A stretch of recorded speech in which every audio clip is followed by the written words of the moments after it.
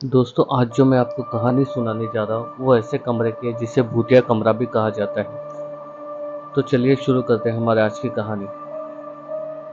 ये एक कहानी एक होटल के भूतिया कमरे की है। इस कहानी में विक्की नाम का एक लड़का है जो कि सरकारी नौकरी करना चाहता है, पर उसके घर की स्थिति ठीक नहीं होने के कारण उसे पैसे कमाने के लिए काम की भी तलाश थी। इस कारण वो एक ऐसी नौकरी ढूंढता है जहां उसे रात में काम करना पड़े और दिन में उसकी पढ़ाई भी हो जाए। कुछ समय बाद विक्की को एक होटल में सफाई करने का काम मिल गया। चूंकि काम रात को करना था तो विक्की वहां रात में काम करने लगा और दिन में वो अपनी पढ़ाई भी कर लेता था। सब कुछ अच्छे से चल रहा था, पर एक रात विक्की अपना काम खत्म करके आराम से बैठा ही था। तभी वहां पे उसका एक सीनियर आया और उससे बोला, तुम यहाँ आराम से क्यों बैठे हो? इस पर विक्की ने जवाब दिया, सर मैं अपने कमरों की सफाई कर चुका हूँ, इसलिए बैठा हूँ। फिर उसके सीनियर ने कहा, नहीं, आज तुम्हें होटल के सबसे ऊपर की मंजिल पे 4 कमरे हैं, उनकी भी सफाई करनी है, जाओ। वो इतना बोल के उसका सीनियर वहां से चला गया। फिर विक्की ने होटल के सबसे ऊपर की मंजिल के 3 कमरों की सफाई कर दी और अंत में जो चौथा कमरा था वहां गया। वो बहुत ही आलीशान कमरा था। इतना खूबसूरत कमरा विक्की देख के उसे देखता ही रह गया। अभी तक किसी ने भी विक्की को इस कमरे की खूबसूरती के बारे में नहीं बताया था। विक्की ने थोड़ा ध्यान दिया तो उसने पाया कि ये कमरा तो पहले से ही साफ है, मगर फिर भी उसे वह साफ सफाई तो करनी ही थी, इसलिए वो वहाँ की चीज़ें को बड़े आराम से साफ करके उसके स्थान पर रखता जा रहा था। कुछ देर बाद विक्की को ऐसा लगा कि उसके पीछे कोई खड़ा है। विक्की ने पीछे मुड़ के देखा तो वहाँ कोई नहीं था।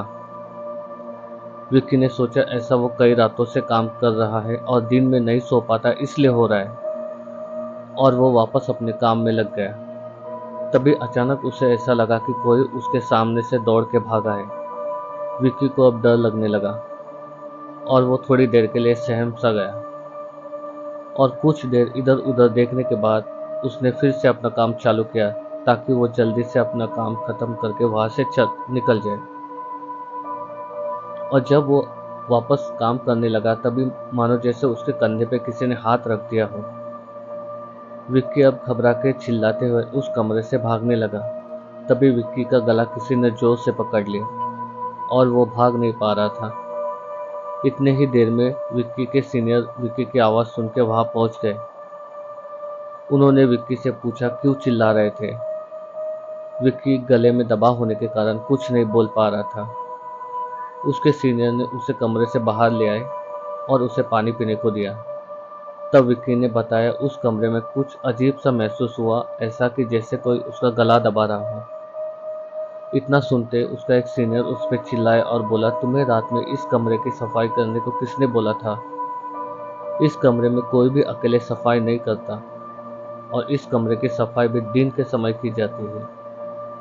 तब विक्की ने कहा, मैं अपना काम खत्म करके बैठा ही था, तभी एक सर आए और उन्होंने ही मुझे इस कमरे की सफाई करने को बोला था, इसलिए मैं इस कमरे में आया।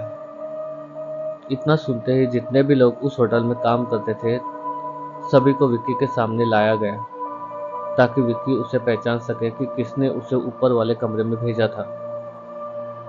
फिर वहां जितने भी लोग थे विक्की ने सबको देखा, पर उनमें से कोई नहीं था। तब उन लोगों ने वहां जितने स्टाफ काम करते थे उन सारे स्टाफ की इमेज विक्की को दिखाई। तब विक्की ने उनमें से एक को देख के बोला कि इन्होंने मुझे वहां सफाई करने के लिए भेजा था। इतना सुनते ही सारे लोग डर गए, क्योंकि विक्की ने जिसकी इमेज दिखाई उस स्टाफ की मौत 1 महीने पहले ही कमरे की सफाई के दौरान हो चुकी थी। फिर विक्की के सीनियर ने उस कमरे के बारे में विक्की को बताया कि वो कमरा इस होटल का भूतिया कमरा है। करीब 1 साल पहले वहाँ पे पति पत्नी रुके थे और रात में पति ने ही अपनी पत्नी की हत्या कर दी। उसके बाद से उस कमरे में जो भी काम करने जाता उसे कुछ अजीब सा डरावना महसूस होता है। ऐसे कई बार होने के बाद उस कमरे में रात के समय कोई नहीं जाता। और पिछले महीने जिस स्टाफ की मृत्यु उस कमरे में हुई वो भी वहाँ रात के समय पता नहीं क्यों बिना किसी को बताए अकेले ही काम करने चला गया था। यह सब सुन के विक्की फिर दोबारा कभी भी उस कमरे में अकेले काम करने नहीं गया। तो दोस्तों, ये थी हमारी आज की कहानी। अगर कहानी पसंद आ गई हो तो चैनल को लाइक कीजिए, शेयर कीजिए। अगर आप हमारे चैनल पर नए हो तो सब्सक्राइब कीजिए। Thank you.